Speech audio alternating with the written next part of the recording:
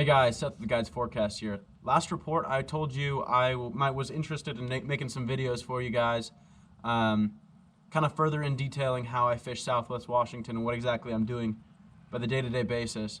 You know, I'm not going to be making videos for every time I go out and fish, but for the sturgeon opener especially, I felt like I should make a video for you guys.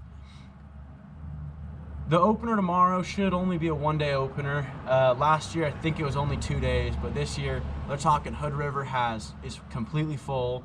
There's no hotels you could possibly get.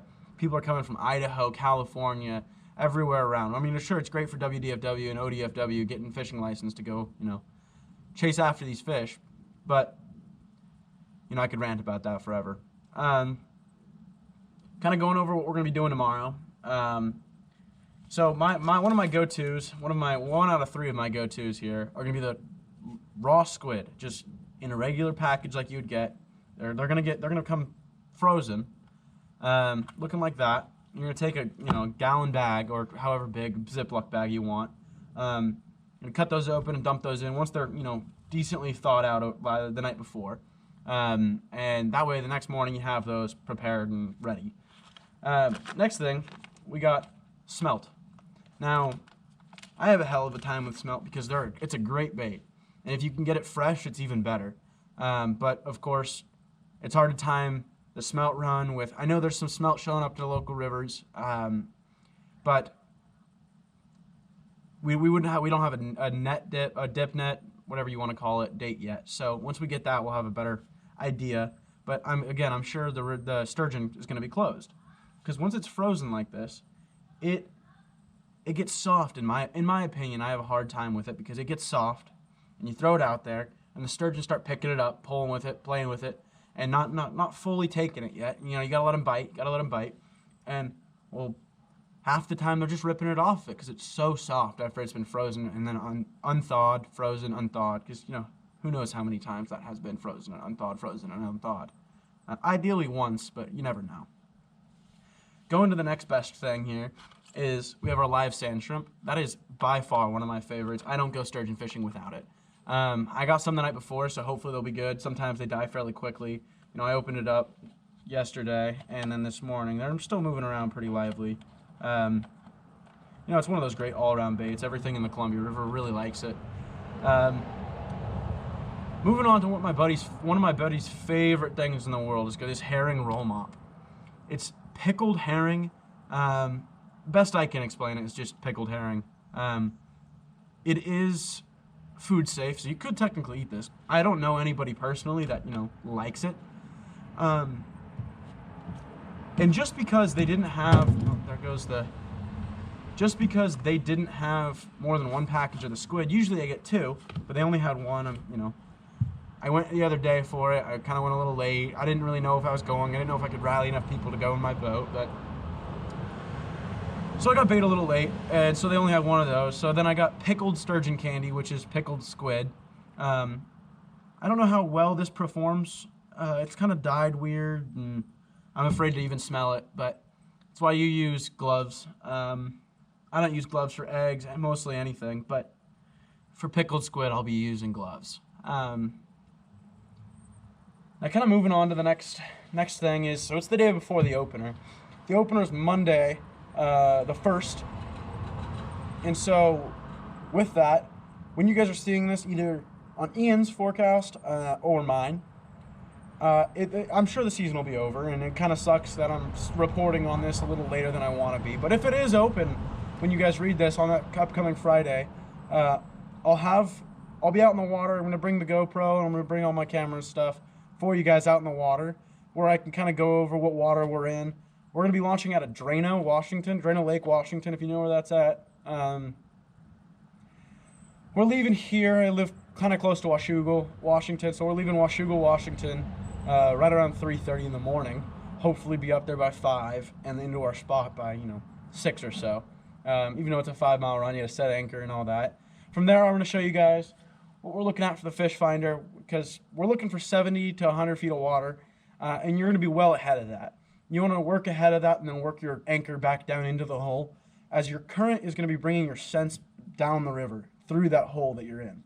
And you want those fish coming up to your baits and that way they can hunt up to it, and it'll be much easier to explain tomorrow when we're on the river and it comes daylight. That's when I'll kind of show you guys how to do that.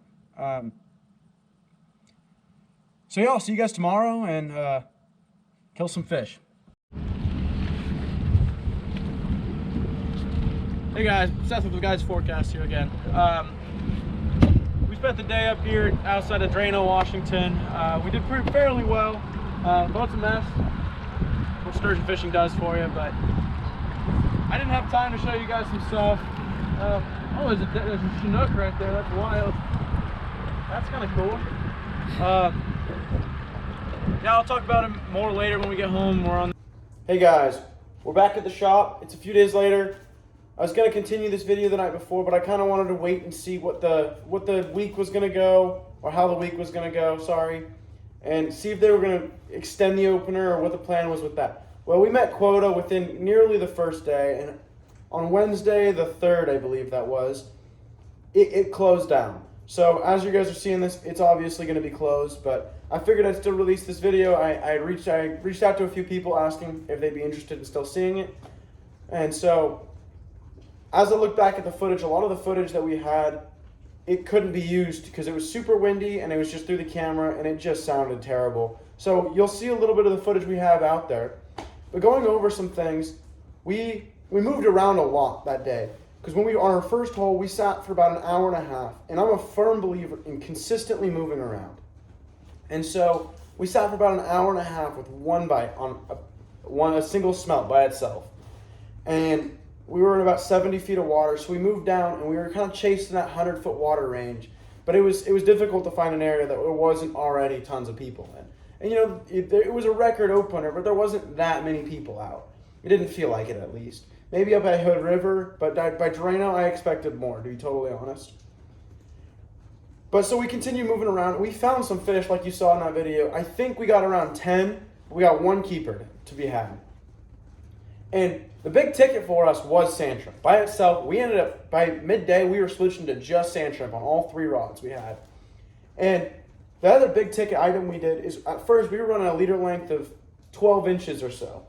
We ended up switching to a longer leader on our Dacron, whether that be, for, as you can see here, it could have been because these fish were picking it up, and we're using a slide weight too. So these fish could have been picking it up beforehand, and they could have been picking it up here and feeling the bead swivel or feeling the weight. And I think with this little bit longer, we were pulling on line a little bit more instead of that weight, and they weren't picking the weight up. And so that was a big thing. They wanted to bite the longer leaders, which was interesting. In years past, we've always ran shorter, and so that came to be unexpected. But again, it's just sturgeon are they bite. Well, whatever. I'll fix it later. They're very bitey. I know that's probably not a word, but they do like to bite. Even in the winter when they're lethargic and laying on the bottom, they do like to bite. So it's finding the fish and finding what they want. You'll always find something. That's why we brought that smorgasbord of just everything. Because we threw it out there, we threw everything out there, and we found what they wanted, and we stuck with that. And we did well. We ran into probably 5-6 boats we talked to. We talked to one guide who had a few. They had 2 keepers and like 6 fish total that they had gotten throughout the day. But I'm not going to name any names. But we talked to another guide, and he had 2 fish on the day. And neither of them were keepers. So that's 6 people in the boat, and with him, that's 7. That's 7 rods out for the sturgeon opener. And so it was not a very productive day. Don't get me wrong, there was still plenty of fish killed, and we almost reached that quota. But it was slower than it usually is. And in my opinion, some people said up at Hood River they had amazing times. But down by Drano, we ran into tons of boats that just hadn't had any luck all day. Some of them hadn't even had a bite all day. So it was an interesting day. We did fairly well. I wish we would have brought more scents. That's the only thing I could have made a note for. Is I had friends in other boats calling me saying they were doing really well on what they were calling bloodied up baits. Sand shrimp smell was working fairly well for everybody. For our boat, we didn't have it. Besides that one bite on a smelt, we really couldn't get anything else on a smelt. Nothing on a squid. Only thing that was doing it was the sand shrimp. And so paired with that, it would have been nice to have all sorts of a smorgasbord of just scents as well.